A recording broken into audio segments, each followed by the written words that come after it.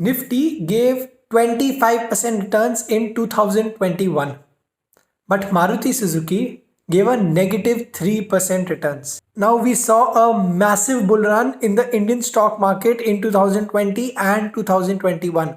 So then why did Maruti Suzuki underperform the market to an extent that it gave negative returns?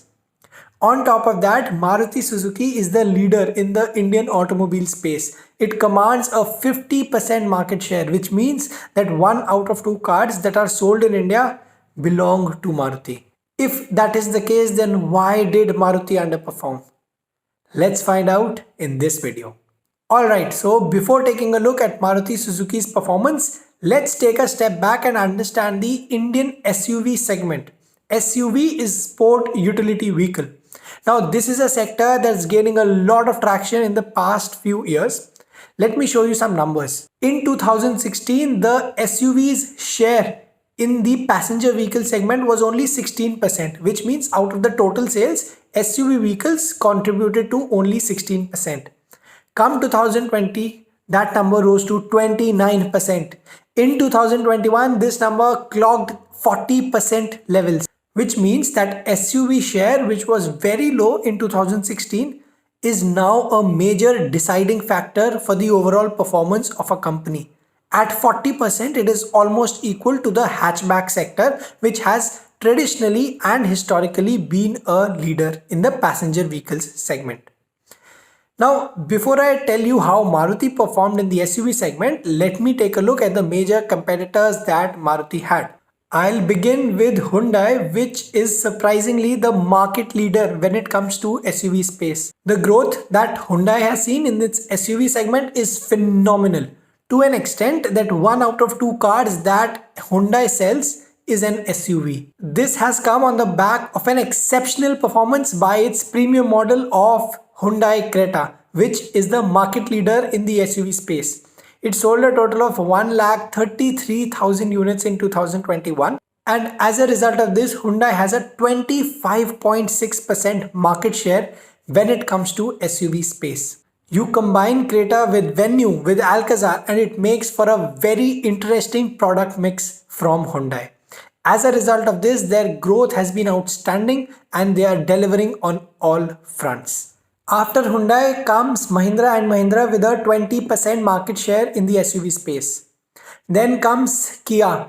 Kia with its models of Kia Seltos, Kia Sonet has done extremely well in the market, and as a result, Kia has a market share of 18% in the SUV space. In fact, the growth of SUVs for Kia has been so exceptional that they are now focusing only on the growth of SUVs in the market, and they are not planning to launch any models in the sedan space or in the hatchback space. That's the kind of prominence and that's the kind of weightage that is being given to the SUV market in India because it has shown an amazing growth in the past 2 to 3 years. The fourth spot also is not occupied by Maruti Suzuki. It's occupied by Tata Motors, which commands a 13.2% market share in the SUV space. In fact, you'll be surprised to know that the SUV mix in the overall portfolio of Tata Motors was at 37% in 2020. What about 2021?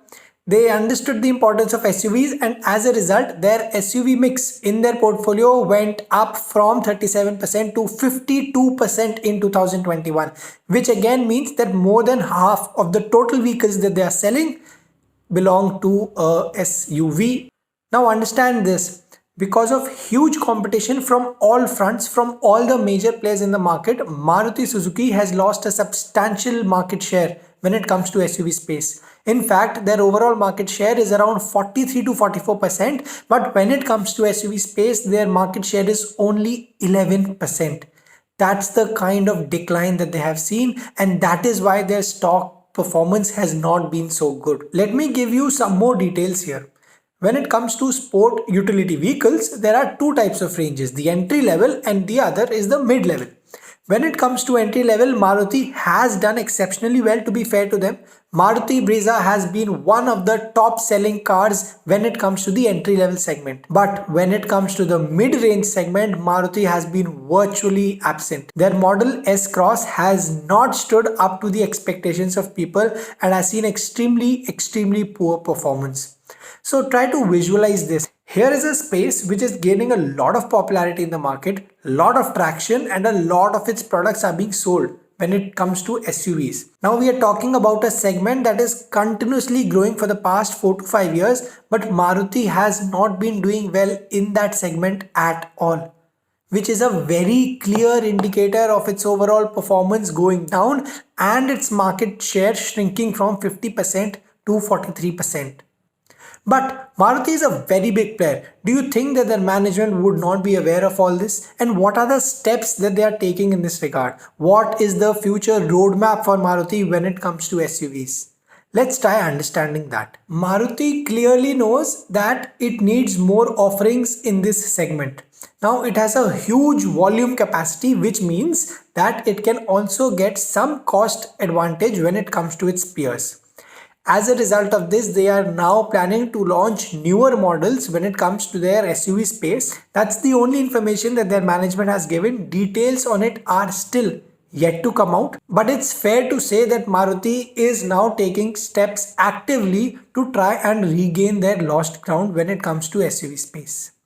This is the major reason why Maruti has just failed to outperform the markets. In fact, a negative return does not bode very well for the investors of Maruti as well. Alright, I hope that you learned something out of this video. Do subscribe to Finance Lens and I'll see you the next time.